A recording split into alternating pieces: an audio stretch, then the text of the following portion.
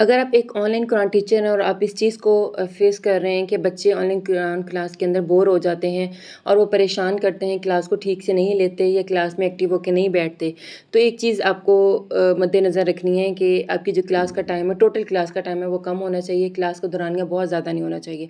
दूसरी चीज़ ये कि हर 10 या 7 टू 10 मिनट्स के बाद आप छोटा-सा बच्चे के साथ एक ब्रेक लें क्लास का और आप उसमें बच्चे से छोटे-छोटे सवाल कर सकते हैं, बच्चे से बच्चे का दिन कैसा गुज़रा उससे रिलेटेड सवाल कर सकते हैं, बच्चे से बच्चे की पर्सनल एक्टिविटीज़ को पूछ सकते हैं कि उसका कैसा दिन गुज़रता है, उसकी क्या हॉबीज़ हैं, ठीक है? बच्चे की दिलचस्पी इससे बढ़ जाएगी, बच्चा अपनी क्लास को बहुत अच्छे से लेगा।